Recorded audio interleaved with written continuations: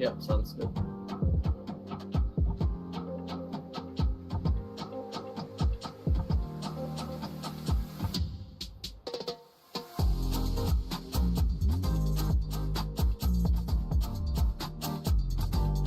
Yeah, sure.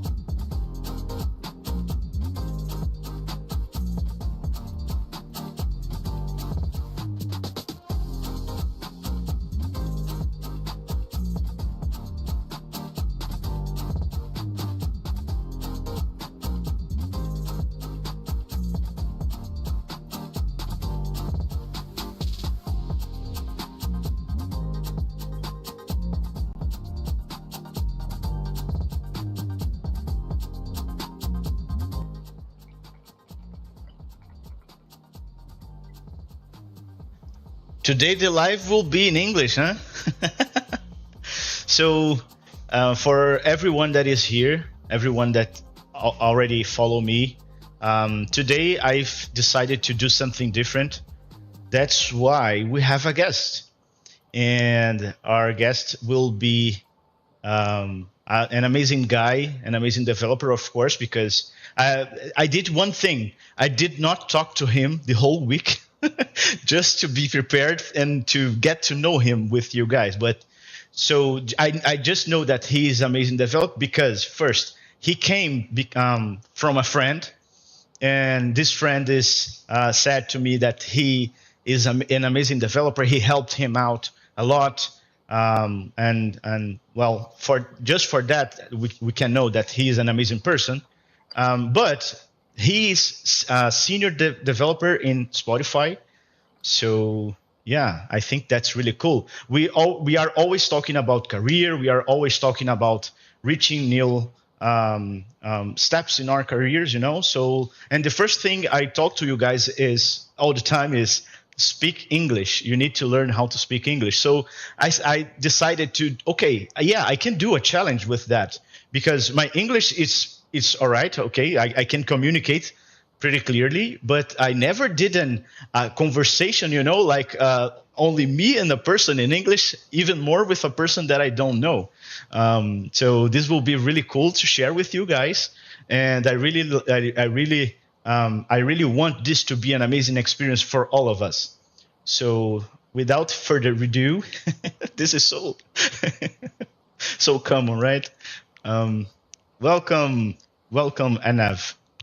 Hey, how's it going? Nice to be here. Dude, your English is perfect, man. I don't know what you're talking about. Thank you a lot. So first and foremost, I think introductions are needed, right? Because not me that doesn't know you too much, but you don't know me as well. So I'm gonna do an introduction, and then I think you can follow, and then we start the conversation from there. Yeah, sounds great. All right. Give 1 second because my stream is down. I'm already checking a DDoS. And you can talk to me, right? You can see me. Yeah, I can see you. Yeah, I don't know. It's not my internet. Yeah, I saw the F's in chat. Yeah, it's common. The F is okay. I think we're back. All right. So to start, I'm going to start with a presentation. If you didn't got that, and then after that, I'm gonna to send you the word. Okay. So hello, everyone. For those who are here because of Anav and do not know me, my name is Pedro Mendes, or AKA Ogrodev, which is a persona that I have created here in internet. But I am a senior developer as well. To be more precise, I'm a senior front-end developer for Basque Health, which is a startup in New York. And it's been quite a ride to be a developer for startups because I am on a team of three developers, and we have to build for like I don't know, maybe 10 to 15 clients they have other clients, so it's kind of exponential the number of clients coming in, and we are only three developers, but it's been an amazing experience. Yeah. Cool. Yeah, it's really great to meet you, man. Thanks for having me. Yeah, I guess same introduction here. My name's Anav. I graduated and been working maybe almost 6 years now. I've worked at a couple of companies, a few teams at Amazon, and more recently, last few years at Spotify. Um, Lived in Seattle for a while. Now I'm in New York as well. Yeah, Cool, so cool. very different. Not not a startup, but yeah. The first thing I want to ask you is how is it to live in Seattle? Because I'm going to explain you why I'm asking this. We here in Brazil, we have a channel, a huge, not that much a huge channel, but it's growing channel, and he do reactions for developers, their routines. So what we can see is that in Seattle, everyone just eats. No one codes. What the hell's going on in Seattle? Nobody what? Nobody codes. Nobody do any development throughout the routine. Nobody show this. Oh, I'm writing the code right now. They just I know I'm gonna eat something, take a coffee, do gym. That's what they want you to think when they're all like dying at Amazon, getting paged every 5 minutes. Okay, all right. Yeah, especially now Amazon. So most people in Seattle, or not most, but like Seattle, a large part of it is like Amazon employees and Microsoft employees. Like they're both headquartered there. So like yeah, pretty much everybody there works for one or the other. Now All right. Amazon's doing like the return to office, so everybody's going back in the office physically. Yeah. All those work from home But days are kind of ending there. are those headquarters populated? Like, there's a lot of people going to the office right now, or do you know They, that? yeah, they were before COVID, and now I think recently, a month or two ago, they're like, okay, nobody's working from home anymore. You have to give in. You're coming into the office like 3-4 days a week. Before they were so lenient about it, like they were like, okay, you should come in, but now they're like, we're gonna enforce it. If you're not gonna do it, like you have to leave. Yeah. Yeah. Yeah, I think now they don't really have a choice.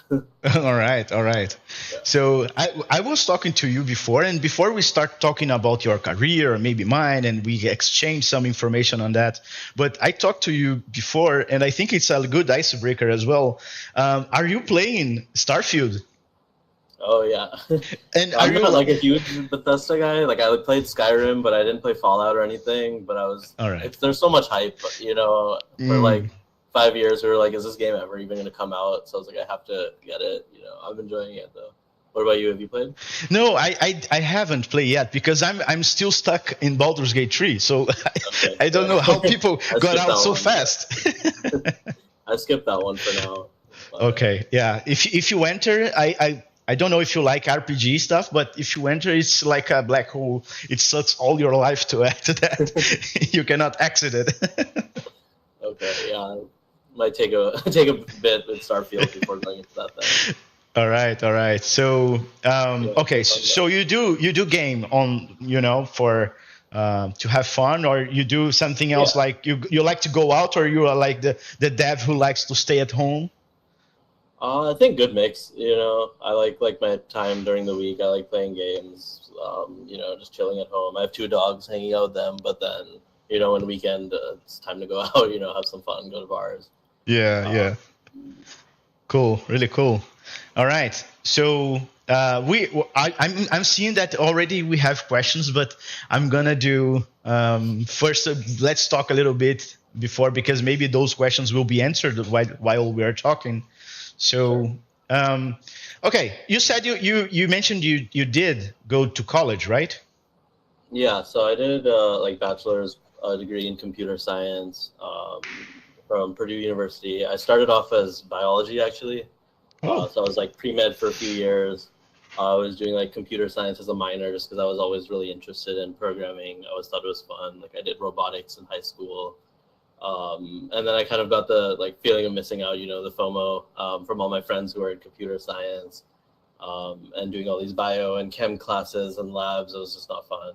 And so I switched over to computer science. I did one internship at Cisco before graduate, and then I just started as a new grad at Amazon. Worked there for a few years, and now it's Spotify. all right. But very kind of traditional college degree.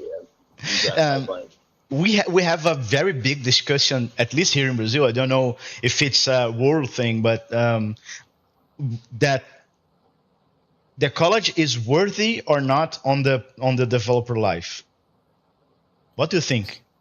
So I think it's is worth it. I think like a lot of people kind of hype up like, there's so many resources you can learn on your own, and like, you can just grind really hard and it'll be easy to get a job, and it's not, I mean, it's very possible.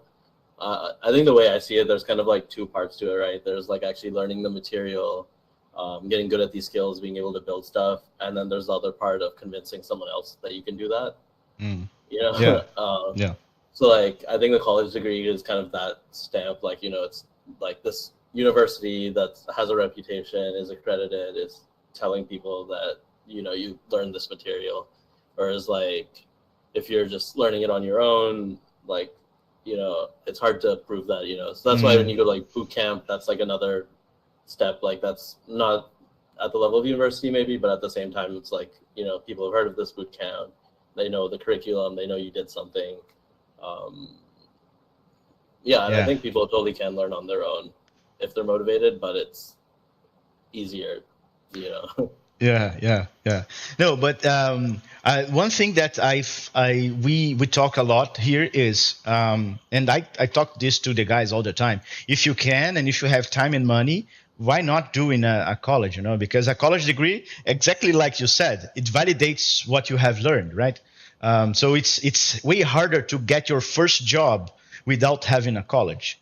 Um, but and this is the same here in Brazil. And in Brazil, it's even harder because, for example, I am on IT in general, not on development itself, but on IT for 8 years now, and on development, doing having my own company, doing freelances and etc. since 2017. So, but most of that time was going, for example, to low code stuff and developing stuff with regular coding, learning, and this granted me an easy access to the external market because everyone, what we can feel here is everyone abroad, outside of Brazil, they are not caring too much about you must have a college degree. But here in Brazil, they ask you, no, I don't care if you have 15 years in development. Do you have a degree? No, that's fine. So I don't want you. They are kind of harsh on that on this matter, on this subject here. But also one thing that I tell the guys all the time is, okay, yeah, there is that here in Brazil. There's this thing here in Brazil. But if we wanna exceed our expectations, if we really wanna achieve new things, we are always aiming towards the big global market. So Right. yeah. Yeah, I think a part of it's also like the networking and stuff's really valuable at university. Like all my friends right now work for all these big companies that I met in school. So like getting referrals and stuff's easier.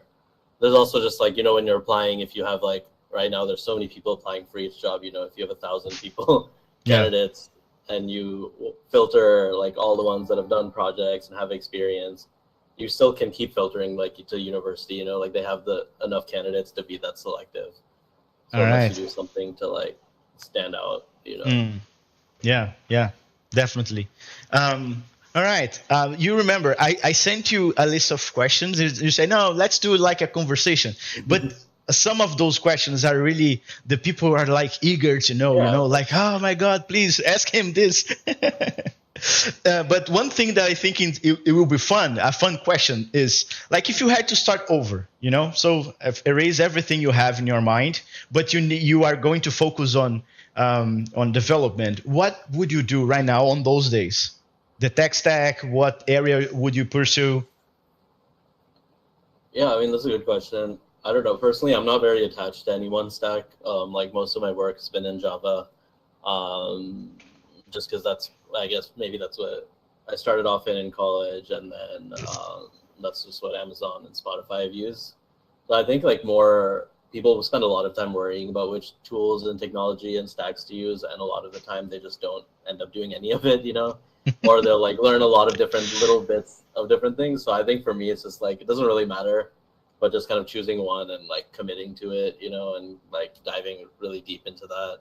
I really hate Python, to be honest, but I think as a new person joining, that's probably one of the easiest, especially if you're self-learning.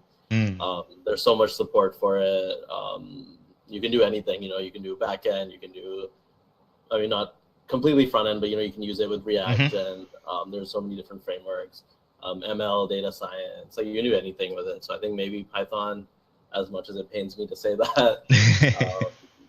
I also really enjoy Kotlin. Like I've been learning that on my own a little bit. I don't know if it's that great for like, job prospects, just because it's still kind of growing. But I think it's a lot of fun. It's basically like the best parts of Java and Python together. Like it kind of has all the type safety and good parts of Java, but it's also less verbose and like easy to write as like Python. So I think that's a lot of fun. I think more it's just kind of choosing what you want to do, like build or something. Not even like long term, like I really want to be a machine learning engineer or whatever. Like you don't have to know that, but just like something that'll interest you enough where you can, keep it up and actually learn instead of doing something like jumping between them again and again. Yeah, like I think for me, I just found a good course when I was learning like web dev on Udemy, I think. And I didn't really know the difference between React and Angular and stuff at that point, but this course just looked good. The teacher seemed interesting, so that's how I ended up learning React. And thankfully, it was the right choice, I think. But yeah, I think just whichever one you can like commit yourself to. Yeah, no, definitely. I did that, to be honest. But I have a question. Do you work with Java and React? Is that it? No, that was just for an internship and for personal projects and stuff. So actually, yeah, I mainly work in Java. I've made some like full stack, like React apps for like some internal tooling at work. But yeah, mainly backend developer. Let me turn on my light real quick. No problem. So someone asked, this live will be recorded for us to watch. Yes, will be recorded and subtitled for those who doesn't have a good listening for English. We are going to subtitle it in my YouTube channel. So, you know what? My experience with learning was like, I have a friend who is like a mentor to me. So I asked him, okay, where is your flaw? What area can I learn to like complete you? And then he said, okay, no, I'm good in front end, back end. He is a postgraduate in machine learning, so he's more of a back end guy. And he said the front end is I know how to do it, but I don't like to that much. So then I started to learning front end with React, and that's it. So sometimes people say crazy things about the front end. Oh my God, there is so many frameworks. Oh, there is so many stuff to learn. But wait, if you learn one, if you excels in one, I think is the right thing to do. And I say this to the guys all the time. Stop worrying too much about all the stuff and forget about full stack if you are not one stack yet. There's a lot of people here. I don't know how is it for you, and how do you do interviews like with candidates for Spotify? Yeah, I actually had one this morning that I did. And do you see a lot of people like focusing on a lot of stuff and full stack, trying to be full stack when they are not single stack yet?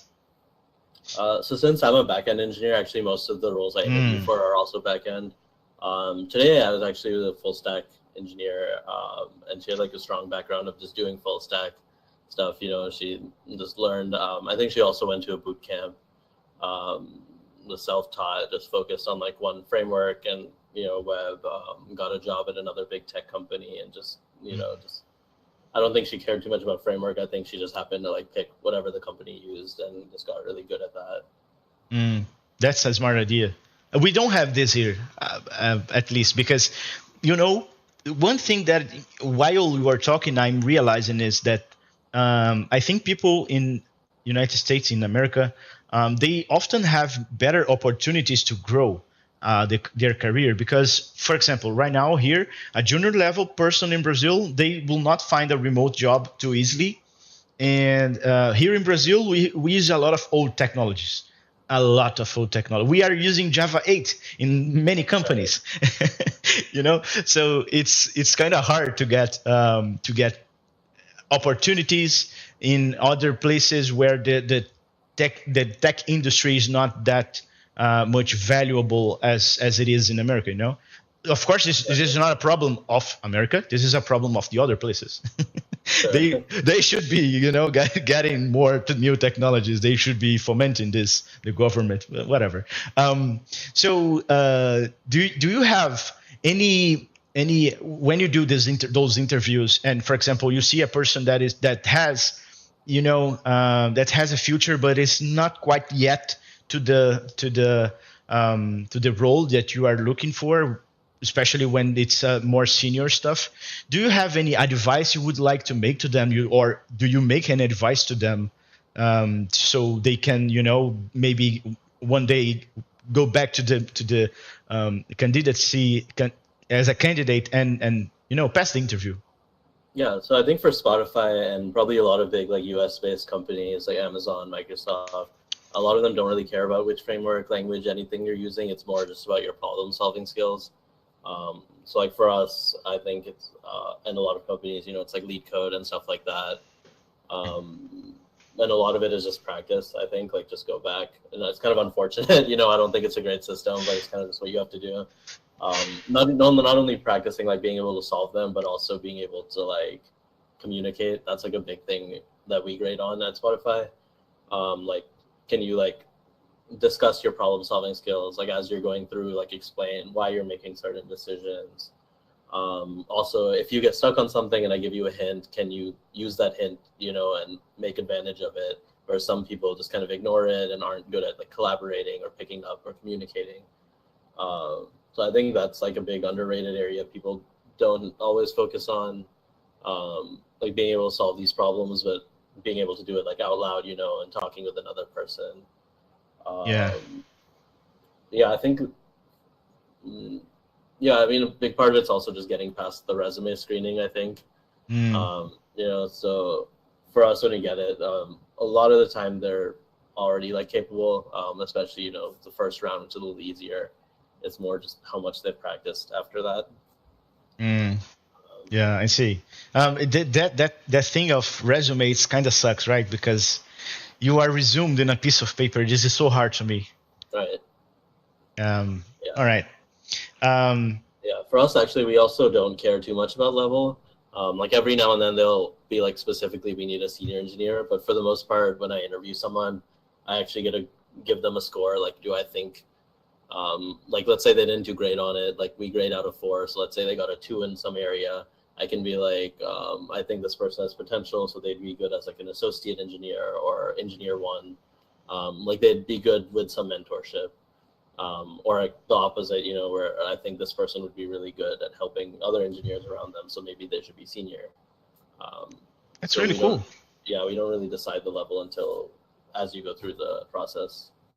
That's really cool, because I think a lot of developers cannot put into paper their knowledge, but when you ask a question, when you do some, you go through the flow of a problem with them, they will, excels maybe even someone that has a perfect resume. All right. I'm seeing a lot of message. I'm seeing a lot of highs. So hi to everyone. A few friends from you, definitely. Some people, first time chatters. They're probably getting in because we are doing in English as well. So, and guys, I do live streams. Don't think this is weird, but I do live streams in Portuguese. I do not do in English all the time. Although I think it's a good idea to have one day in English on the week, so everyone that follows me in Portuguese could join, and also I could be talking to other audiences as well. Someone is saying you're their uncle. Yeah. Okay, just to confirm. He likes to think that. Okay. All right. I think I saw a question about, I'm an Android mobile developer. What path should I take to become a full stack? Learn backend and front end. That's it. The path is simple. There's nothing more There's no secret. I keep saying to the guys one thing. There's no secret in development. There's no short path. There's no shortcut. It's very important to understand the whole architecture. And I always say to them, okay, if you want to learn something, there is a really cool website. I don't know if you know it, the roadmap.sh. Do you know it? So Yeah, this is yeah, it's a really cool website. And for all of you that are on live, roadmap.sh. It's really cool because you have all the things you need to learn for that specific area. So, for example, I want to learn front end. I will see everything from front end that I need to learn from the beginning. Like, what is a HTTP protocol? What is internet? From the basics to the more advanced stuff. And it's really cool because it's not teaching you anything. It's just a guide for you to learn. So, yeah. I think for that question though, I actually started off as an Android developer. Really? Cool. When I joined Amazon, when you join as a new grad, you don't get to really choose which team you're on. Like I was in a team in Alexa that was all Android. I had no Android experience.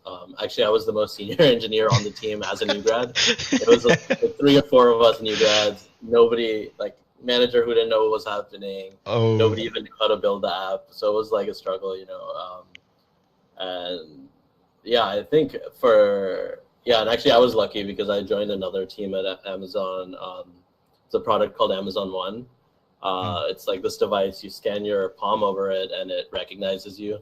So you can use that to pay in a store or enter like the Amazon store and stuff like that.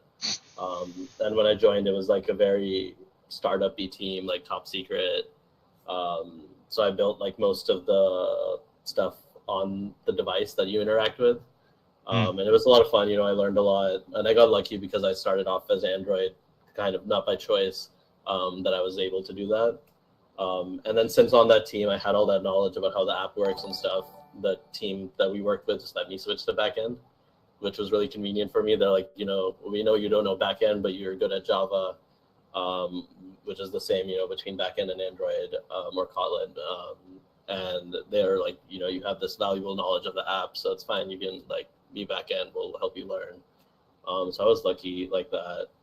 I think for him specifically, switching from Android to full stack, there's some great projects you can do, just like, look up how to set up a backend API in whichever language, like Python, Java, Kotlin.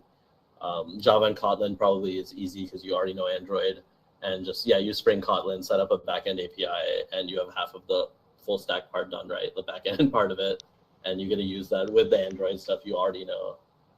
But I think that's like a great way to do it. And once you have that backend, you can figure out the front end part later.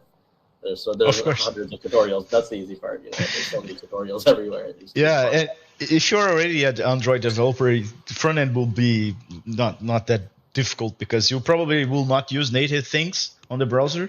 You do not want to do that. And if you want to, for example, access a camera, it's really simple to find a tutorial online because you already know the flow of the data and how the data will be achieved. So you know how to look for it.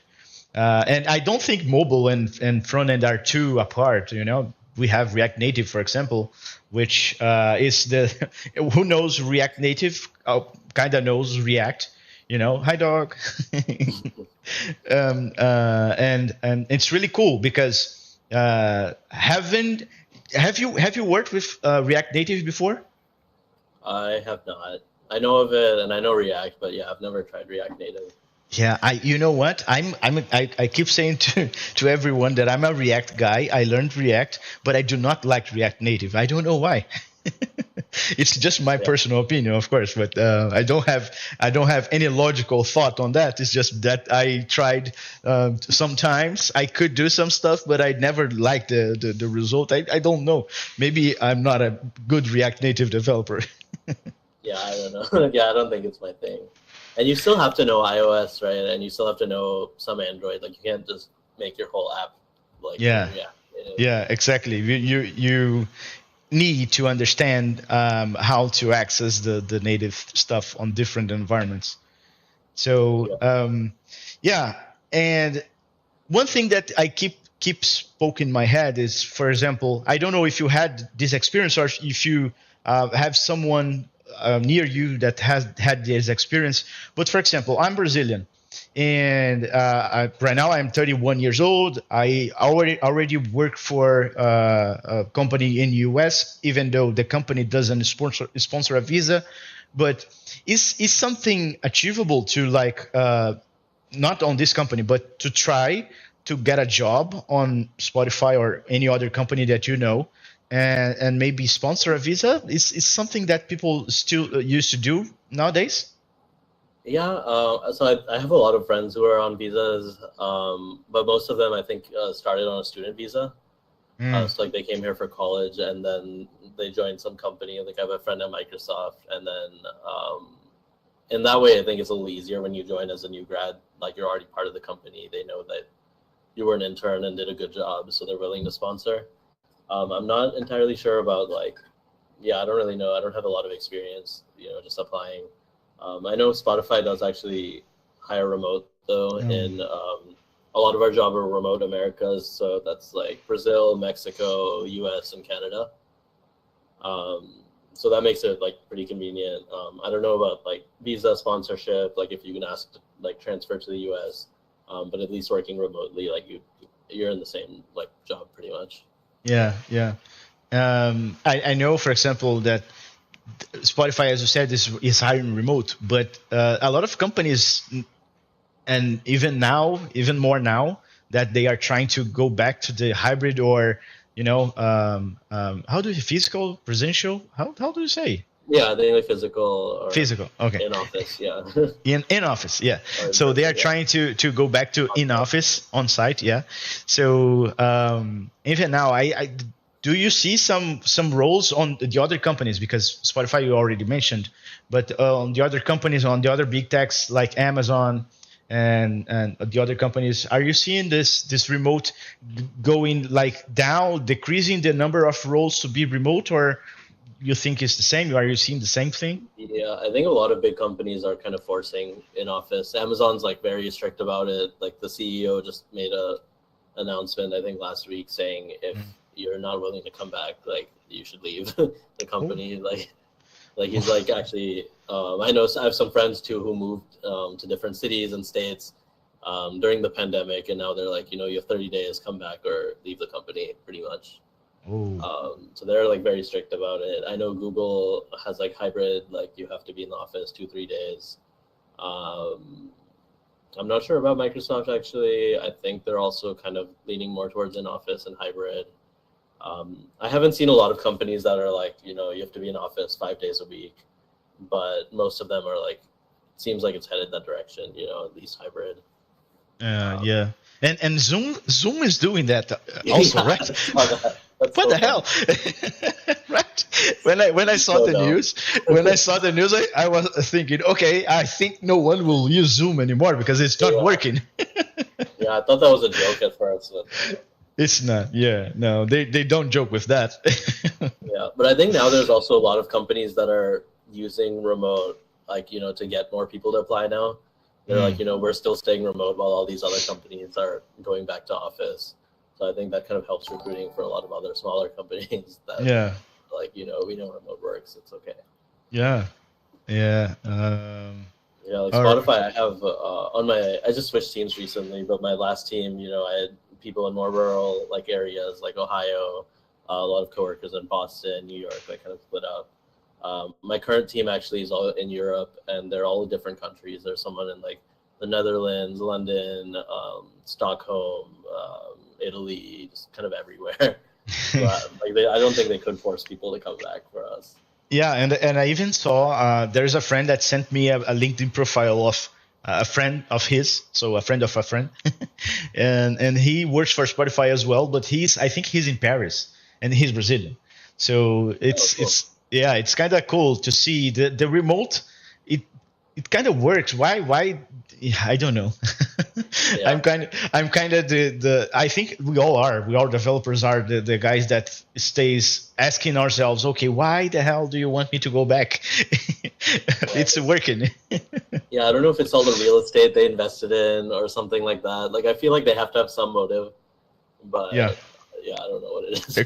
Exactly. I think they want us, at the building because oh no, I built this big building, so I need you to get inside and use it. Yeah, I think that for Amazon, I'm sure that's. All right. So let's see. Let me see if I lost some question. A lot of comments. Talking and being able to explain what you're doing, why you're doing, that's a great skill. Yes, it is. Um, let's see. Let's see. Now you're his son. It said the Dreadnought. This is a proud dad moment right here. Let's go, Jeff. He's a friend. He plays Starfield with you.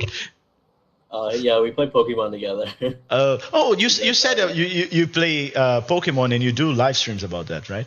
Every now and then, yeah, it's Pokemon Unite. It's basically like League of Legends, but with Pokemon. Yeah, no, I know. Yeah.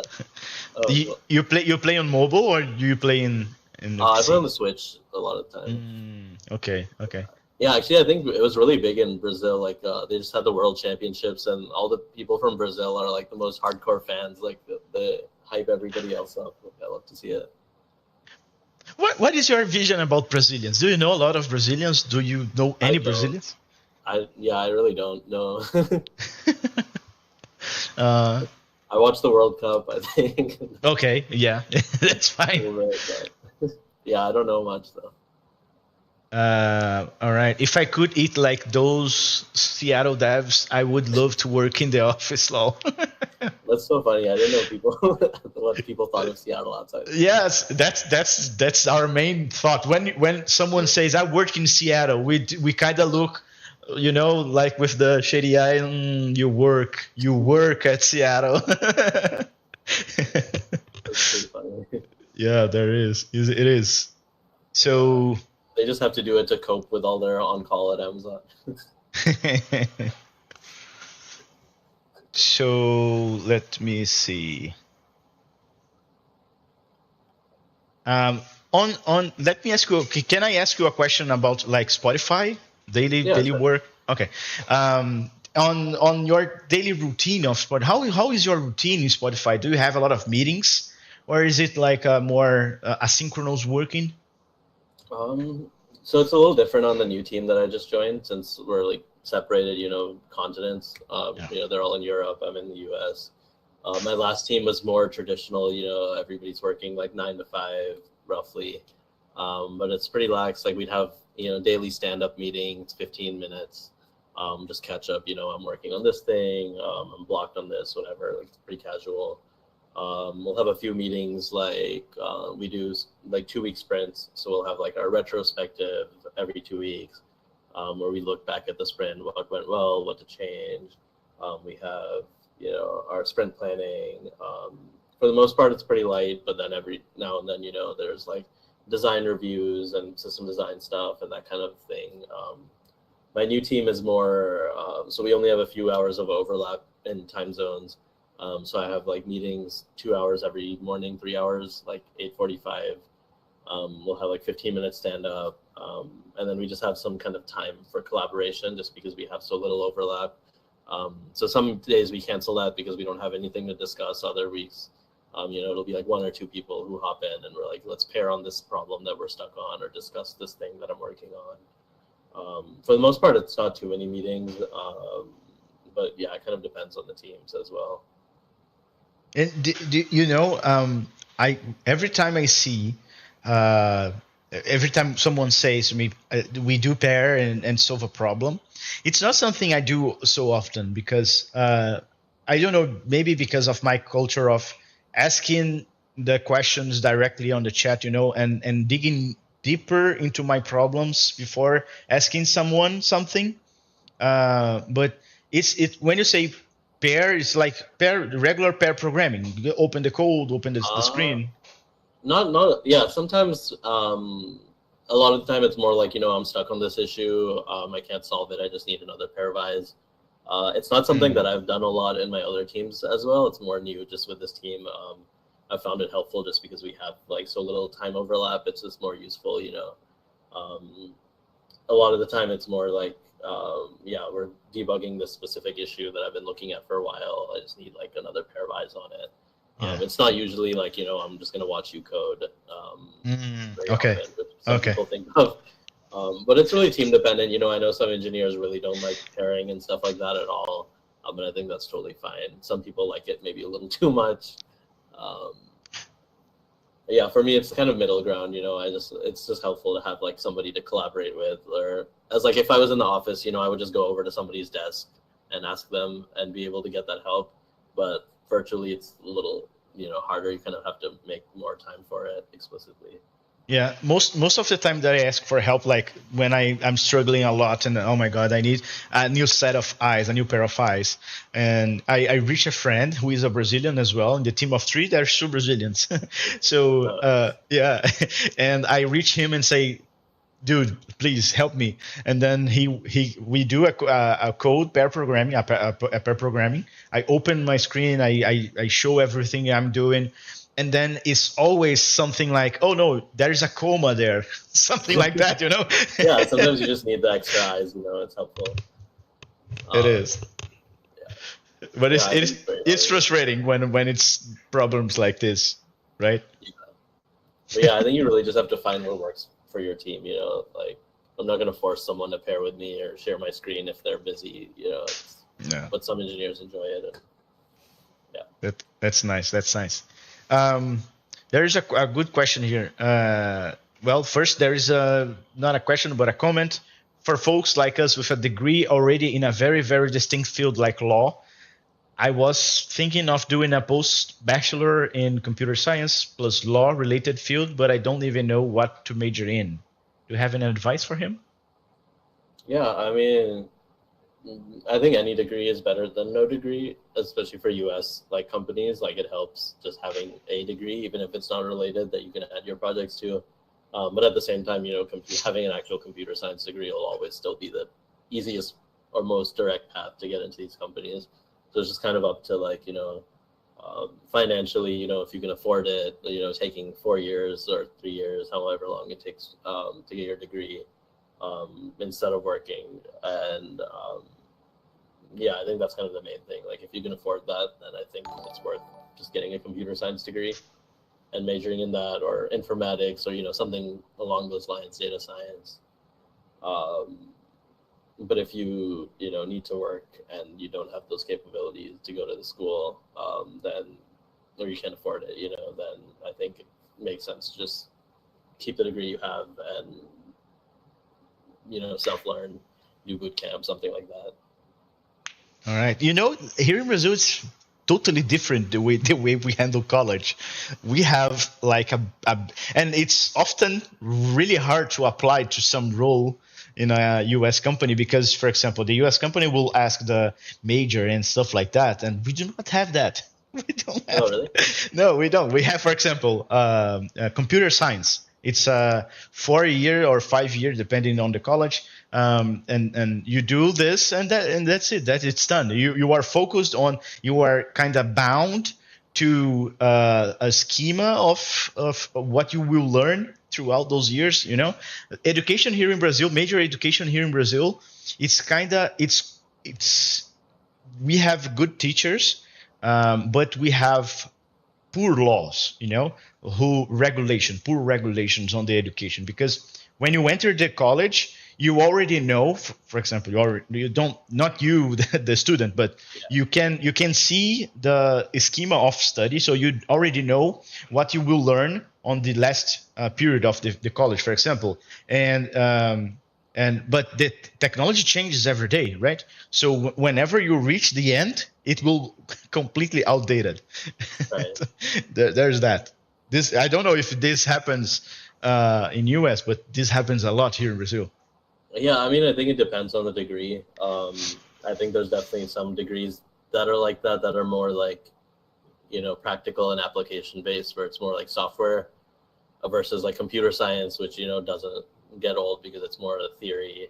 Like it doesn't matter which language, but you're working on like the foundation specifically.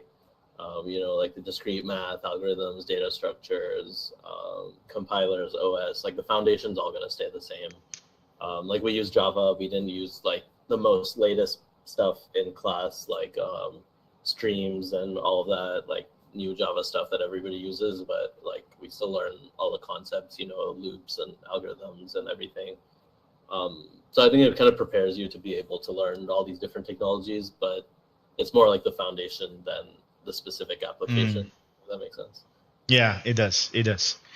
It depends on the school a lot, though. Yeah, of course. Here it doesn't. All schools. No, okay. Yeah. No, I see your point. There are schools that needs to be updated more because others, like computer science, for example, they teach the basis. So the basis will be always the basis, right? All right. We have a good question. What do companies like Spotify and Amazon think about their software engineers having commercial/profit-focused side projects? Is it a problem, or they do actually encourage you to do it? They definitely don't encourage you. I'll say that. And yeah, so I actually just was reading my contract a while ago, and I read like the clause about this. You have to disclose pretty much anything that you're working on outside of work to them, and they have to approve it. Like otherwise, you're just not allowed to do it. If you've ever seen Silicon Valley, like the show, you definitely can't do it like using company resources. Like you don't want to use your company computer, you don't want to use like company time. But even on top of that, you have to disclose it to the company, and they have to approve. They have to make sure it's not related to anything the company's working on. Like Amazon is so huge. There's people working on literally like anything you can imagine, and like pretty much any idea you have, there's probably some team doing something similar. So they have to It's approve, impossible. Yeah. So I think it's definitely hard. I think it depends on how big the project is as well. Like if you're just hacking at something, maybe it doesn't really matter. But if you're trying to actually like actively make money from it, it's maybe a little, you want to be careful about that. All right. We have another good question as well. How do you feel about people reaching out to you about getting a recommendation to get at least to the interview? Getting though is going to be about his performance, but in today's market, as you may know, got very hard to get an invitation if you don't have a FANG history. Yeah, I mean, I had to turn my LinkedIn connections off if you don't know my email, because I would get so many random people.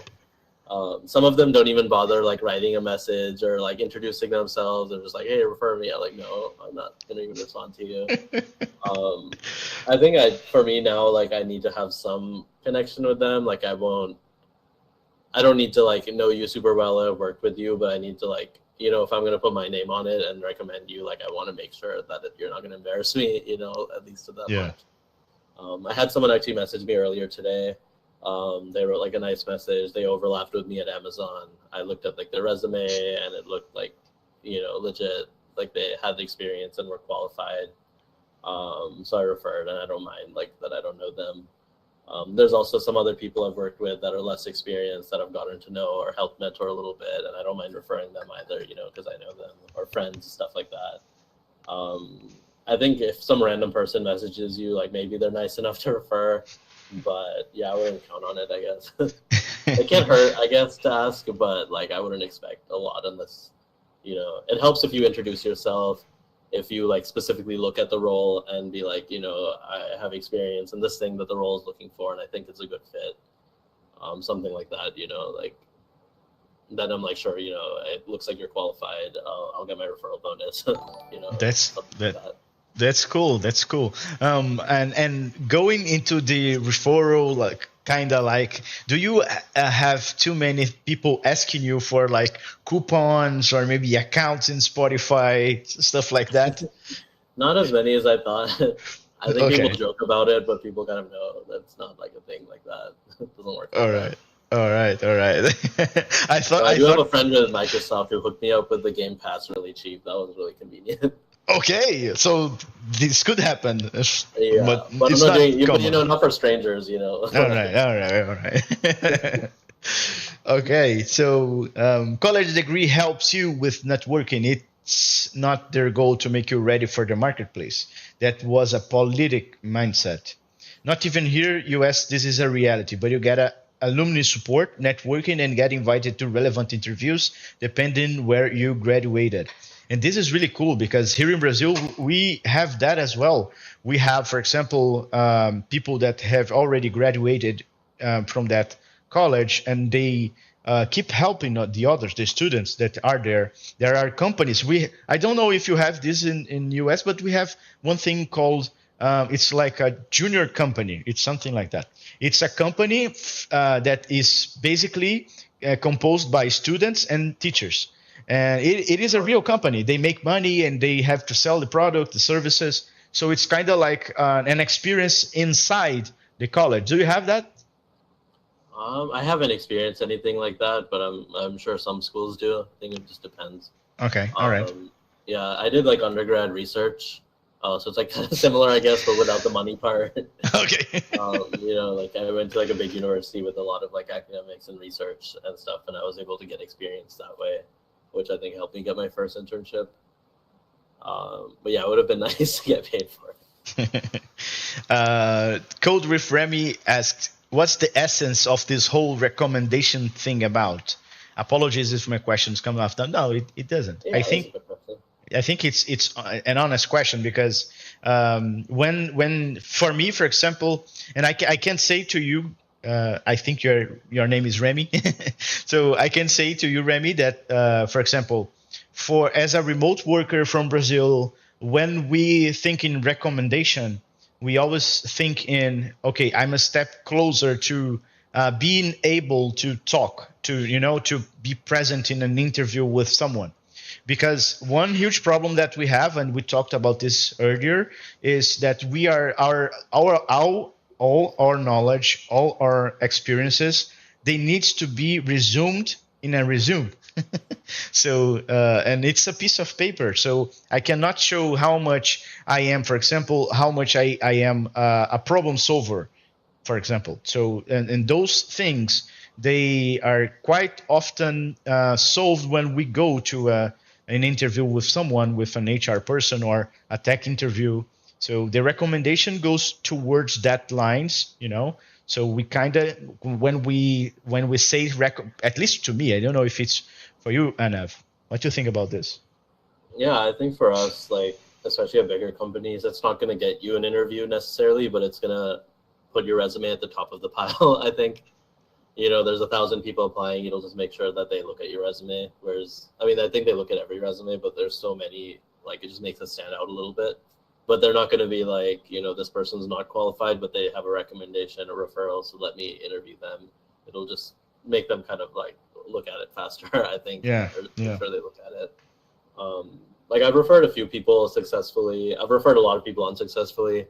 They all get their resumes looked at and get their chance. One of my friends that I referred just joined today. Actually, it was his first day at Spotify. But like, he was also already qualified, so it just kind of helped him get that interview. Yeah, for me, cool. Especially at Spotify, which is like a big company, but also not that big. Like, the same recruiters kind of know everybody. Like they hear people's names again and again. I want to be careful that I'm only referring people that are qualified, because it looks bad if they keep getting referrals from me and they're just rejecting all of them because they're not qualified at all, that they're the wrong level or different stack, or I mean, we're not too picky about stack, but like just the wrong experiences. Yeah. Of course, if I do know, for example, React, there's no way I could, for example, join a Kotlin team. This doesn't make sense. Yeah, like if you know some web framework, and you're applying for a full stack position, then great, it makes sense. But if you're applying for some like MLE or like machine learning engineer, then I'm like, well, that doesn't make sense. Yeah. So one thing that is really cool, and I would like your opinion on that, is that I've been gathering a list of remote of websites that have remote openings. So it's just to help people out, because people ask me all the time, "Oh, where can I find a remote job?" And I don't know. I have the websites. It's the most that I can do, but I don't know how you can achieve one. How you can, because this will be up to you. But on that list subject, do you guys, when you want to search for a job, or when you were searching a job before, what tools you use, what website you used? I mean, so the first time when I was searching, I just used like I was specifically looking for new grad jobs, out of college. So those are like most of these big companies have like very specific new grad positions. And there's a lot of lists like, on GitHub. It's been so long since I did it, it's hard to remember, but I know there's like specific lists. Like I think there's a list on GitHub every year that they update with all the new grad positions. So I use that. Um, yeah, I think it's just kind of Googling and just using anything that you can find. Now, more recently, a lot of it is since I worked at Amazon, I kind of have the luxury, I can kind of pick which companies I'm more interested in and which I've heard of. Or a lot of the time I'll get recruiters coming to me now. But I think if I'm looking for like startups, like the Y Combinator website is really good. The Angel List, like even LinkedIn, stuff like that, or just more networking. I hear from my friends like they interviewed at a company they like, something like that. I definitely say don't apply on LinkedIn though. Like use LinkedIn to find jobs, but go apply on the company website. At least that's what I've heard. Like it kind of helps. Like it. Okay. More success, or do both maybe even. Yeah, why not? Yeah. I keep saying for everyone, okay, if you are unemployed and you are searching for a job, I think you should, try everything. Why not? The no we already have, so we must go after the yes. Yeah, I think some people give some bad advice though, and they say just even if you're not qualified, just apply. There's no harm in it, and I don't think that's necessarily true. Like maybe there's no harm in applying, but like it's kind of a waste of time. Like I think like. For everyone. I mean, depends. Yeah, like depends what level you're at. Like if it's like it says 5 years and you have 3 years experience, then sure, who cares? Do it. But if you like don't know any of the technologies and they list like required, then like it's just kind of wasting everybody's time. I think. Yeah. A lot of it maybe be a little more selective. Not about the stack or something, but just like be kind of realistic. I think. Perfect. Like don't apply for senior positions if you're not. If you haven't even worked yet, if you're a new grad or something like that, like. Yeah. I say all the time. Look at all the knowledge, all the requirements, and forget a little bit about the time. Of course, if they are asking for 10 years and you have one, you can forget about this. But sometimes 3, 2, 5, it's the same thing. For example. Yeah. Working with TypeScript for 3 years and working with TypeScript for 10 years, you will not learn anything new, because TypeScript is there's nothing too much to learn. Yeah. But I mean, like people applying for like, machine learning role when they've never done anything with machine learning, stuff like that, like you're not going to just get lucky or something like that. Exactly. It's not a lucky thing. Yeah, the years and stuff, a few years off, it's not a big deal though. Do Spotify have a blacklist? Wait 1 year to be able to apply again? Oh, like you applied and then to try again. Yeah, I think I don't actually know how long you have to apply. I think it depends how far you get to. Like I think if you just apply and don't hear back or anything, you don't interview, then you can keep applying. My friend that joined today, I referred him maybe 5, 6 times for different roles. And it's not that he wasn't qualified before. It's just, the role fills up. There's so much competition. I think if you interview, I want to say it's maybe 6 months to a year before they'll interview you again, but I don't know for a fact. I think most companies, though, it's probably like a year. All right. Yeah, the other question, too, I think it depends like who you're comparing to, if it's good or not. Like I think Spotify pays well compared to a lot of companies, but not as good as like, Facebook, Amazon, Google, all these big tech companies or like, the hot startups. Part of it, I think, is the European company.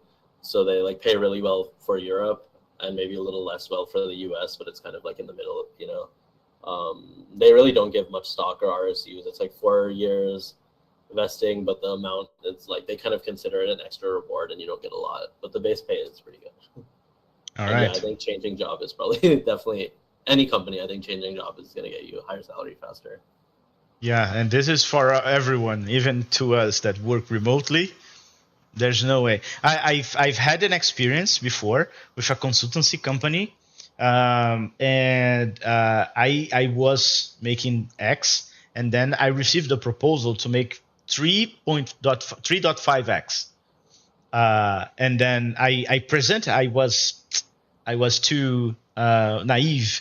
I presented the offer to them like, oh, you want to cover this? And of course they didn't cover entirely, but they raised my salary a lot. Nice. Yeah. Yeah, like 2.5x, 2.5 to 3x, but That's great. still, yeah, but still the offer was to 3.5x. And Right. what happens was I became to that consultancy company an expensive employee. So when the project ended, because the company that was hiring my consultancy company, they decided to end because the contract was too high for them. They didn't want it to pay anymore. They wanted to pay the developers themselves. So and then at that time I was expensive, too much expensive for them. So they did not wanted to pay me. So what happens? They fired me, and then 1 month later they reached me again to, oh, do you want to work again? Okay. And they made an offer like the half of what I was making before. That's crazy. Yeah, and Yeah, I think that. Yeah. No, go ahead. no, I was just going to say that I didn't accept it. Yeah, that's fair.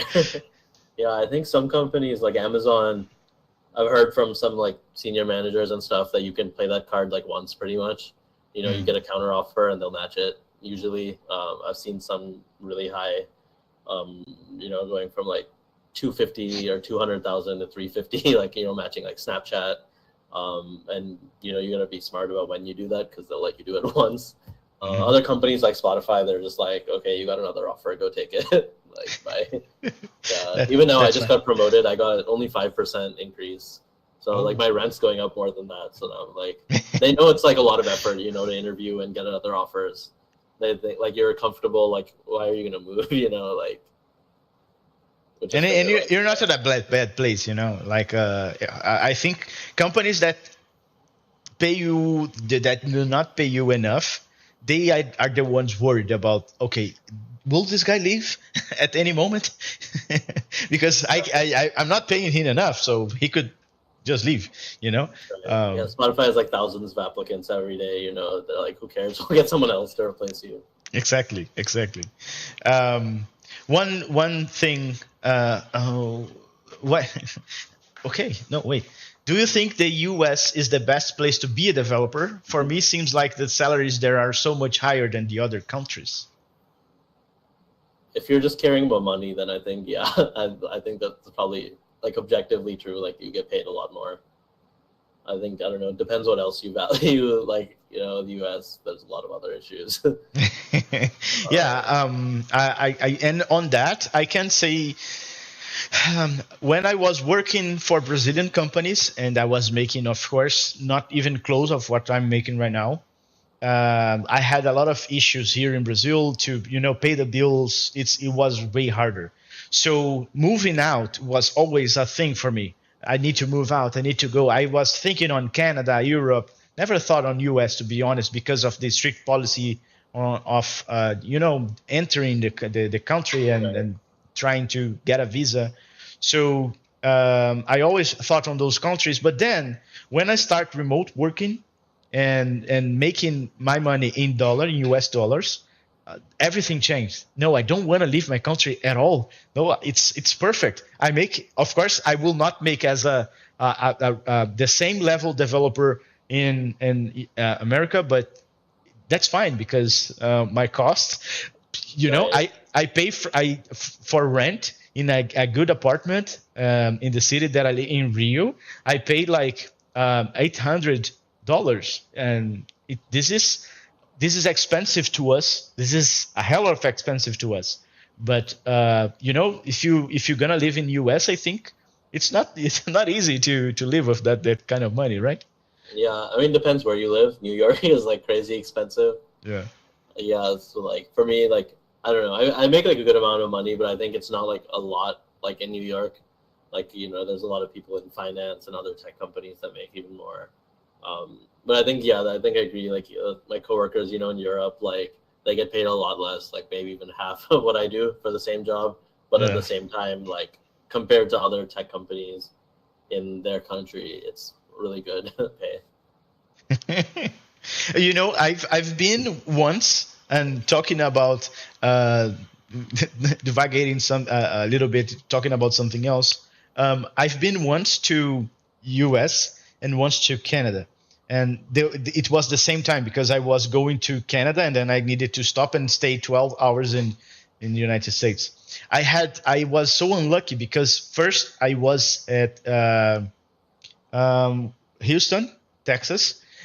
So it was a hot day in Houston, Texas. But more of that, it was holiday there. So no one was on the city center. And this was so weird.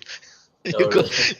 Because it was like a desert. We went to a square. We finally found a square which had a little bit of people. But for me as a Brazilian, everywhere you look, you have people. We have people, So Right. so there's no Yeah, I mean, even New empty York place. is like that too. Exactly. So when I was in Houston, I was okay. The place was beautiful. They had like this trains on the middle of the city, something like that. So it was really cool to know. But then I met Vancouver. Oh, Vancouver is really beautiful. Have you Yeah, been to Vancouver? I've only been once because it's close to Seattle. But Yeah. yeah, it's great. I love it. I've won a hackathon in 2017, and the price of the hackathon was go to Vancouver with all the expenses paid. It Oh, that's was, sweet. yeah, this was an amazing experience because That's awesome. we stayed. I don't know if you met. There is an event place there. There is Pan Pacific Vancouver. The hotel is on the side of the Pan Pacific. Have you been there? On No, this I don't think so. specific? Okay, this hotel, this Pan Pacific Vancouver, is like a traditional hotel from there, and they have 5-star. They are 5-star hotel. So we stayed there, and it was amazing experience because I never been in a 5-star Yeah, hotel before. sounds awesome. It was really cool. But then I negotiated with the events organizers, and then what I asked them was, okay, are you going to pay? You are going to pay 5 days for me to stay in Canada. So what if I pay for more 5 days, and you just bought me a ticket for 5 days later? And they said, okay, that's fine.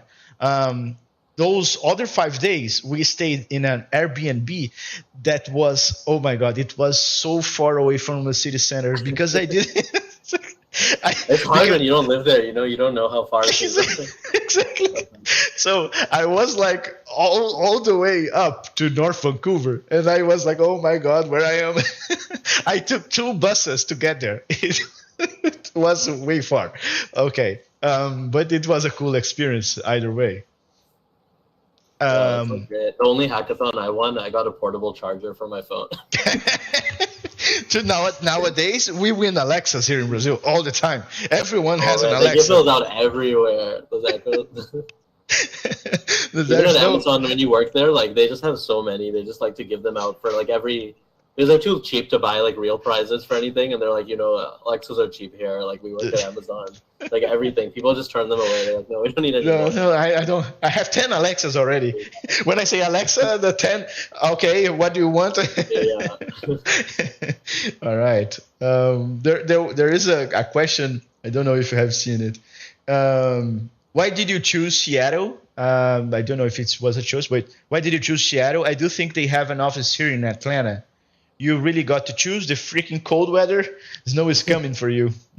I mean, Atlanta has the opposite problem. It's like a sauna in the summer. It's so hot.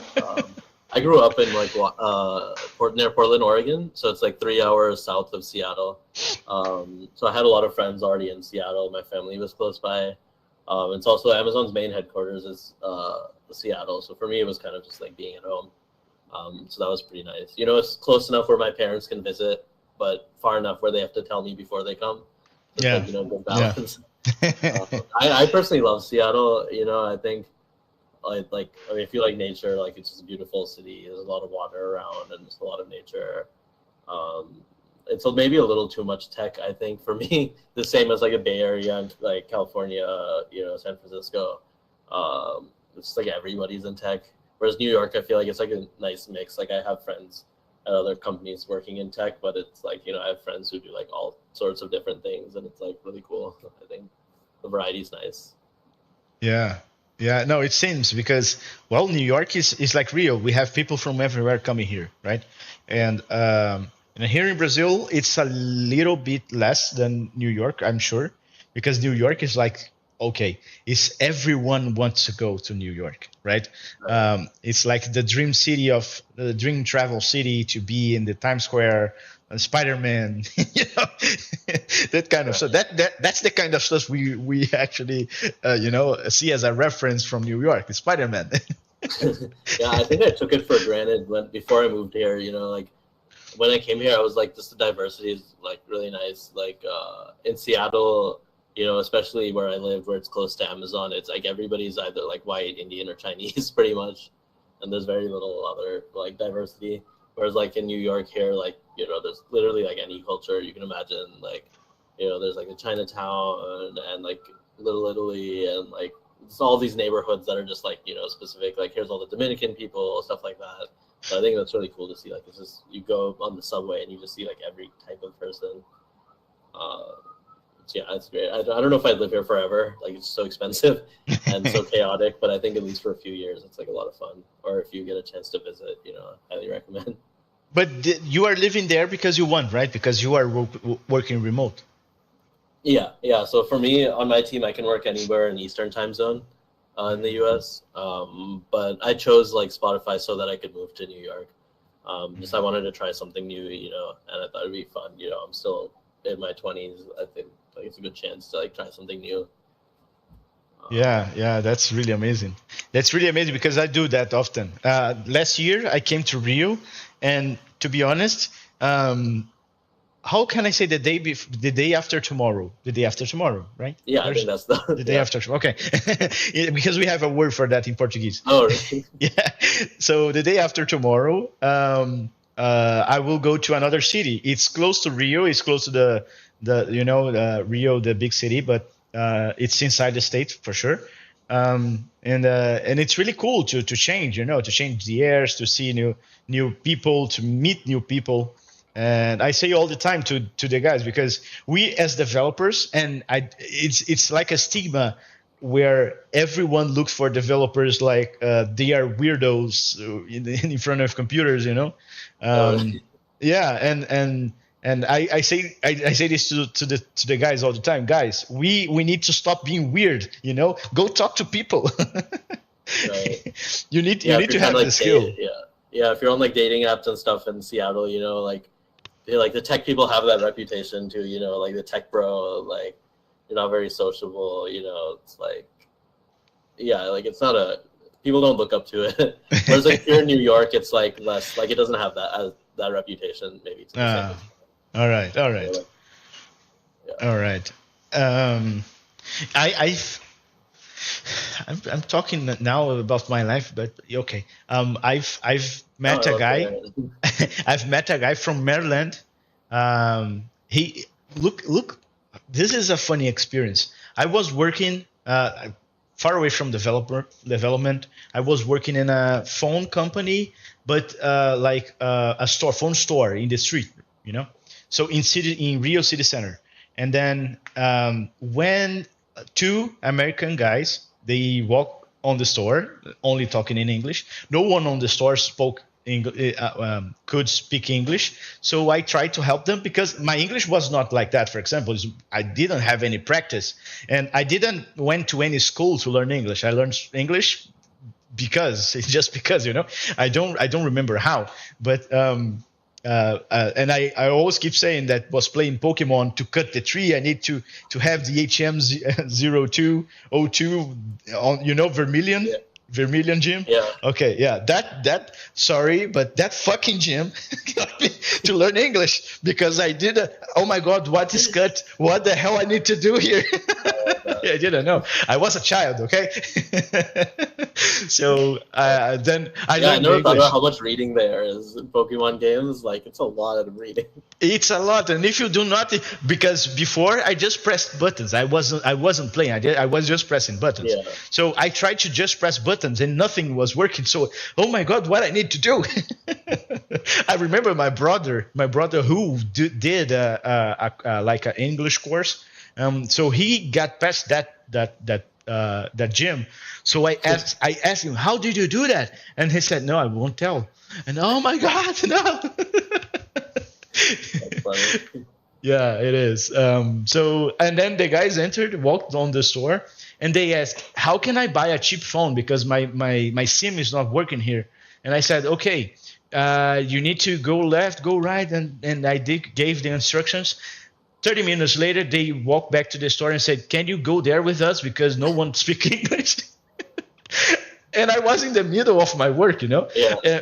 I looked around and I said, okay, I went to my manager, asked him, I'm going to use 30 minutes of my lunch to go there with the guys. And then I went there. It was an amazing experience. We trade cell phones. We still talk with each other through Facebook nowadays. And it's really cool to have, this kind of relationship. We met, I think we've encountered each other 2 days. So I took them to, visit some places in Rio, and I was like their guide out of nowhere. Man, I need to visit and get the guide experience too. Yeah, exactly. That sounds good. Yeah, I went to Japan this year, like this summer, and there was a lot of people that don't speak English. It's always a struggle, you get the Google Translate out these days, and just hope, my friend, she learned just how to count and say no wasabi, just the food, basically only food stuff, and she knew English and no wasabi and counting about it. But have you eaten Japanese food before going there? Yeah, I think a lot of sushi and stuff. It's different there though. I think compared to a lot of, especially Indian food. I think a lot of Mexican and South American food too, where there's a lot of spices and flavors and stuff. Whereas Japan, it's more subtle. I think they don't have all these strong spices and stuff like that, which is it's kind of interesting. I think it's all really good, but it's much more muted. I think. Yeah, I always heard that, and when Japanese people come here in Brazil, because in Brazil we reinvented sushi. I don't know if you know that, but we kind of put everything on our sushis. Everything you imagine, if it's eatable, if you can eat, okay, let's put it on sushi. So we have for example, do you know? Of course you know. But we put cream cheese on sushis. We put pineapple, strawberry. Interesting. Yeah, we have a really good mix of foods here in Brazil. Yeah, cream cheese. I think in the U.S. they do too. Okay. A lot of places, but I've never heard stories and stuff. We have one roll here called hot Philadelphia, and it's with salmon and cream cheese. Yeah. Yeah, I think we have those here too, the Philadelphia roll, California rolls. Those are very westernized. Right. If those weren't there, I would be surprised because Philadelphia roll. What the hell? Yeah, I feel in Japan a lot of it's just rice and the piece of sashimi or the fish on top, nothing else. And usually they put the wasabi in between the sushi. Sorry, the fish and the rice, right? Yeah, I didn't realize that until I went and everything was spicy. But it was fun. All right. If you can recommend one Brazilian food, what's your go-to recommendation? Okay, I think it would be feijoada. Because I really a gourmet feijoada gourmet. It's feijoada is beans. Okay, feijão is beans. So feijoada is beans with a lot of different meats, and you kind of eat. You can eat that with rice, with farofa. Do you know farofa? Yeah. So you can eat that with farofa. There's no cassava flour with you know how to make it, right? How is it done? I don't think so. It's with cassava. It's cassava. Do you know cassava? No. Okay. So. But it's it's okay. It's really cool. But it's like a bean soup. But it's a stew. It's not a soup. I think it's a stew. The correct. Whatever. I don't know what I'm saying, but it's a feijoada. Okay, yeah, I have to find some and try it. No, you need to because it's really good. It's really good, and it's a heavy food. When you I'm a heavy guy, All right, all right. All right. No, I'm just saying because if you eat feijoada, for example, in like the early afternoon, you will stay the rest of your day like, oh my god. Let's take it for a weekend. Yeah, exactly, exactly. You need to eat and then you can sleep, so it will be an amazing experience. They are mocking me because I probably said ne, and ne is like Do we have a translation to ne? I don't think so. Okay, I slide a Portuguese word in between my English words. All right. So, guys, do you have any more questions? I think we. Oh yeah, okay. Living. Yeah. It's ne. It's like right. We'd call it ne. I learned a new Portuguese word. You did. Oh, at least it wasn't a curse because everyone learned how to curse in Portuguese first. You'll have to teach me some next time. Oh, I can teach you right now. Let's see a soft curse. There's a good and versatile one is when you talk shit. You know, you talk this in English. You can say like porra. You know, porra, yeah, porra.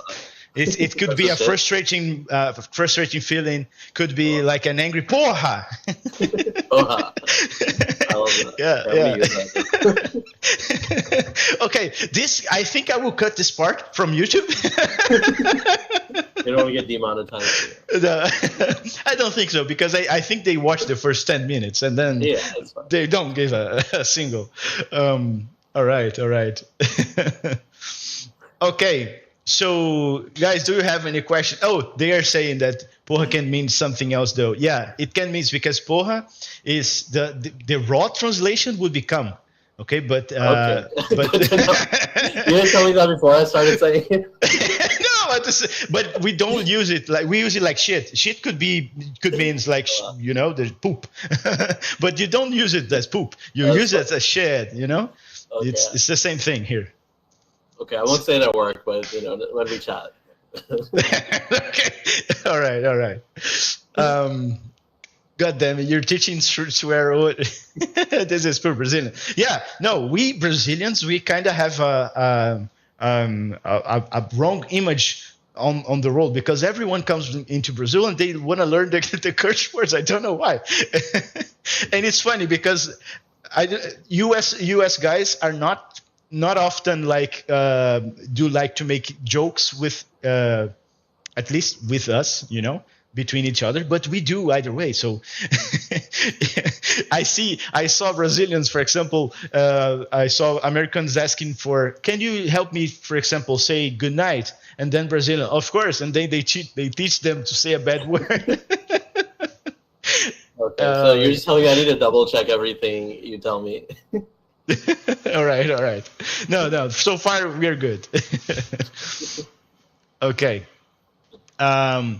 Okay, no, there is one guy that's saying that understood everything that I am saying, but it's not understanding you, and I know why. There is a specific native speakers have an ability, a skill, and I think this is awesome because there's often I'm on meetings. For example, I work with a friend from Egypt, and sometimes he's with a bad mic, the bad, like far away, he's talking like this. So I don't understand anything he's saying. And then, but my boss, which he is from New York, he understands everything, and I'm like, what the hell? What's going on? So native speakers tend to understand everything clearly.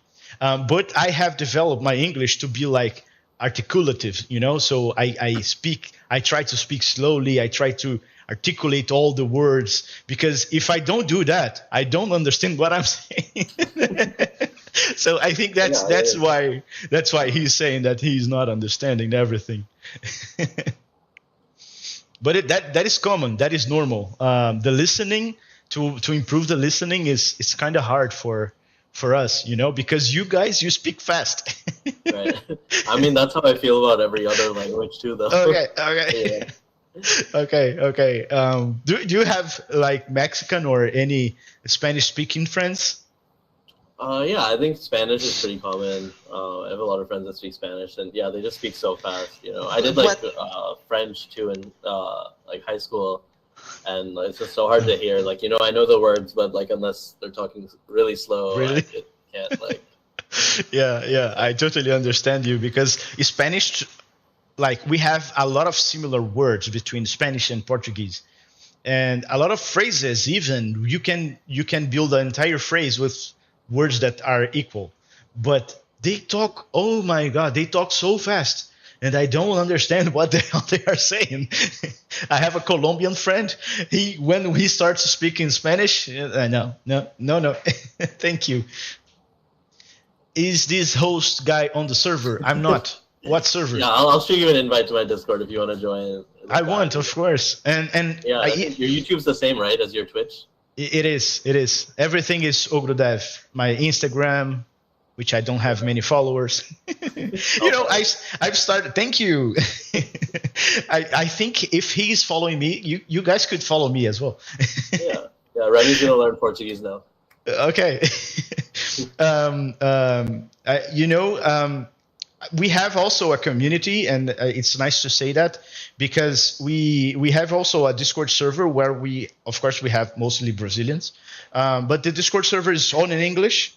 We have Portuguese rooms, Spanish rooms, but it's really cool because we are forming a community from the live streams, and That's awesome. I keep saying to the guys, I want to build a community for everyone to share knowledge, for people to get to know each other, to practice other languages, and also to grow in our career. So I'm kind of trying to build something like that. Yeah, and it's really hard. Yeah, yeah. If you want like English people, I guess send me the link. I'll share with my like community as well. For sure, for sure. I will. I will. So, guys, someone has. Look, I'm not gonna keep asking this. So, if you have any questions, send them now. Let me see. Especially Argentine. Yeah, they speak fast. That was his first live in English. This was my first live in English, but I will do more. I have, for example, this Colombian friend. Since I do not speak Spanish, we will do a live in English because he has more than 20 years only with development. What the hell? I also have my previous director of software. I did not invited her yet, and I'm just saying that I want to invite her on live, and I will send her this clip so she cannot say no to me. So I want her here as well because I think it's really cool. One thing that I want to ask you: do you see a lot of women in tech in your team in general? Yeah, I think especially these big companies, there's a big push to like have more equality and build up women. Like most of my managers have been women. I think my current team is about like half half women and men, so it's like really nice to see. But like going to school like in computer science, it's definitely like mostly men. Yeah. There's a few women.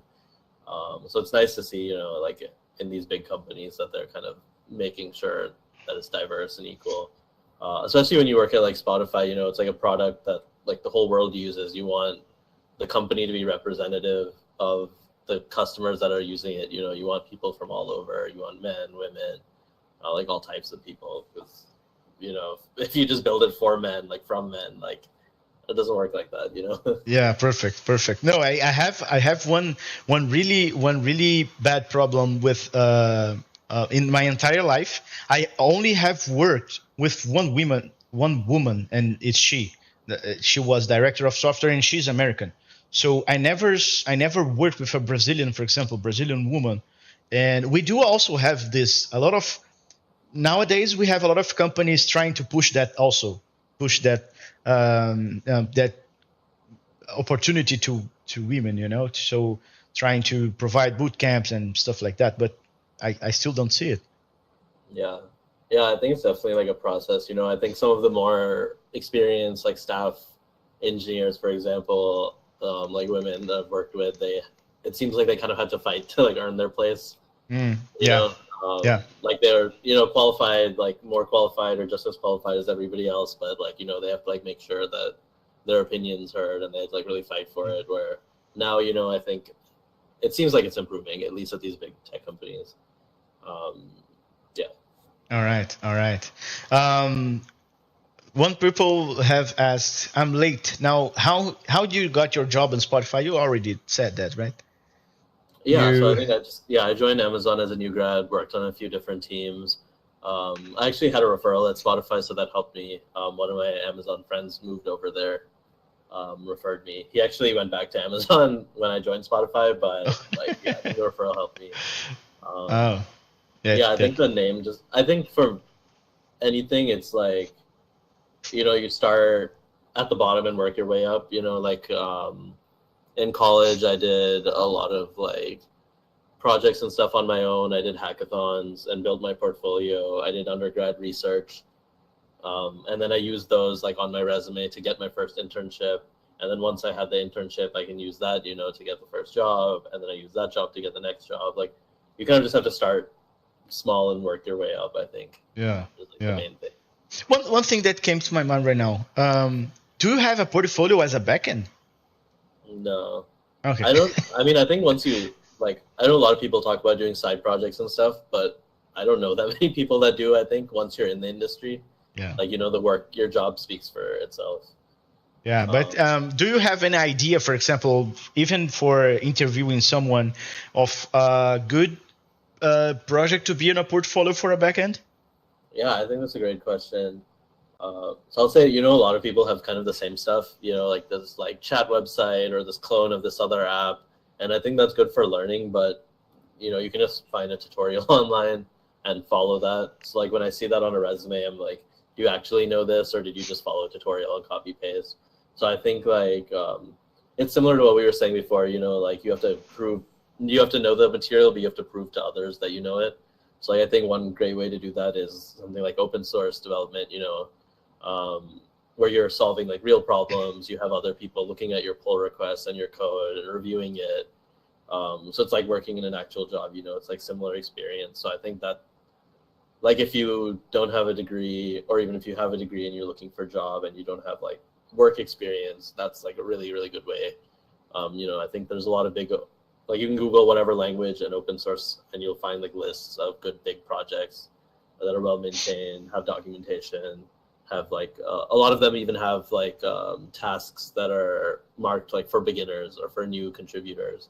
So I think picking something like that, where other people are reviewing your code and like you get that validation as well, and you're building something that other people are actually using, like that's a really great way to do it. Amazing. Or hackathons too, where you go and you build something, that's another great way to like force yourself to be in an environment with other developers and actually build something. I think all those tutorials and to-do list apps and stuff are great when you're learning too, though, but that's not going to stand out on a resume. Okay. Amazing. I think that was really nice, because a lot of people ask me how I need to have a portfolio, but I'm a backend. What do I do?